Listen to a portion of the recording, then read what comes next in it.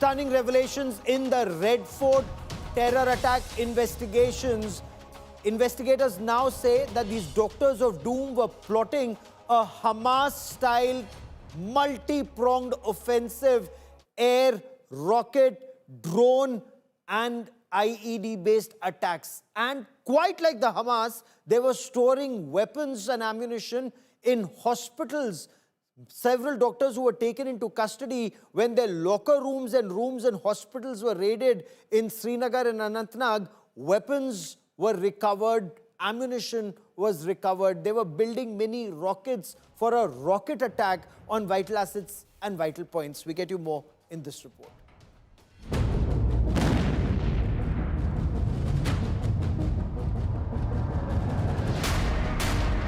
The Red Fort blast probe has unmasked a Hamas-style, three-pronged terror blueprint of Jaish-e-Mohammed.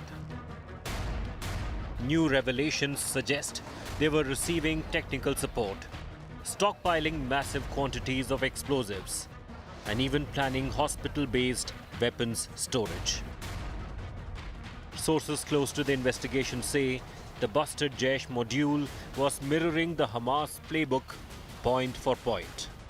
Hamas has used drones to infiltrate and strike, and this module too was allegedly planning drone attacks on Indian targets.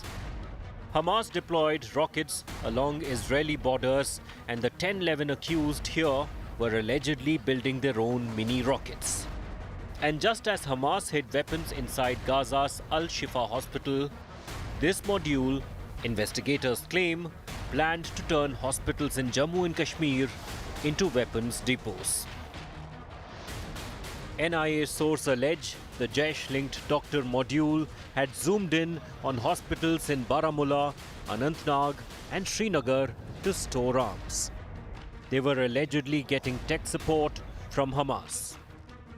Sources say weapons have been seized from lockers of doctors.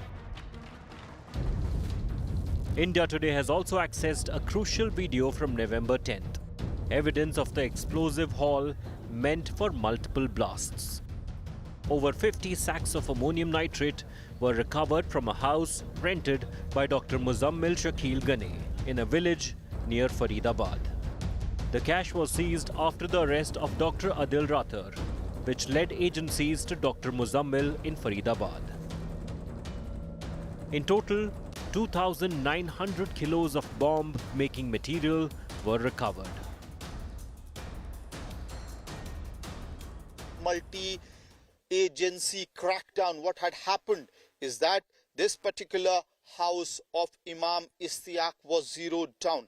In this particular room, there was more than 2,500 kgs of ammonium nitrate, fertilizer and other raw materials which could have been actually used by the terror to conduct several blasts like Red Fort blast that happened, that shook the country.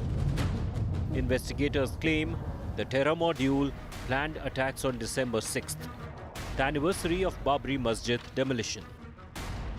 The crackdown on terror module disrupted the plan. With Amit Bharadwaj, Bureau Report, India Today.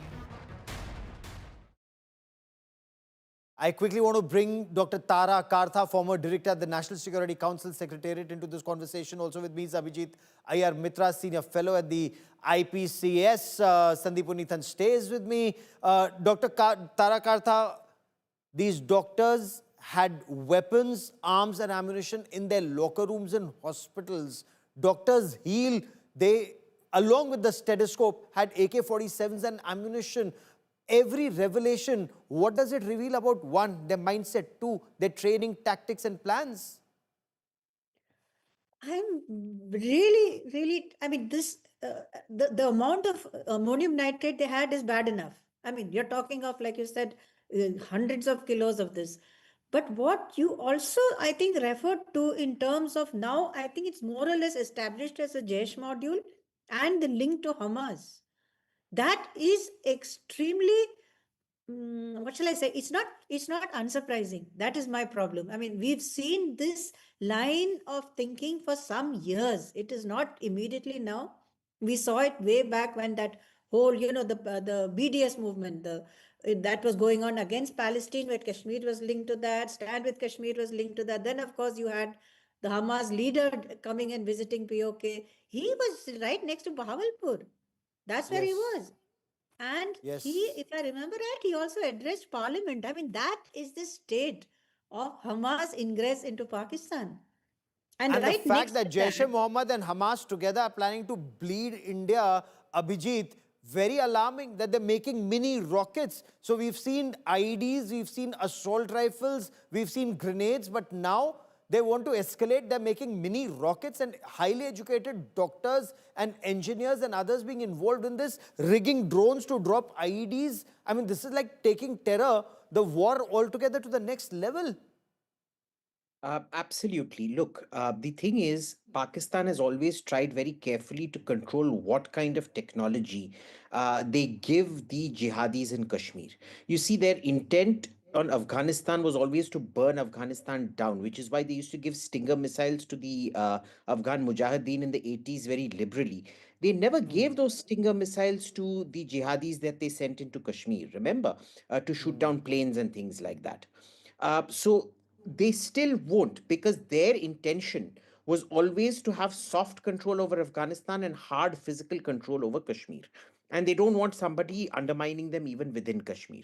So, what are they doing? They're going for the next best option, which is they've seen how good Indian defenses are during Operation Sindoor. I think what was happening here was a twofold attempt.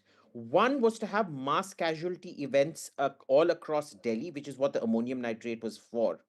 While the drones and things would be carried out simultaneously on Indian air defenses and Indian drone defenses, which were so effective during Sindoor, and that would be a sort of a military operation which would not get attention and masked by the mass casualty events that happened in Delhi.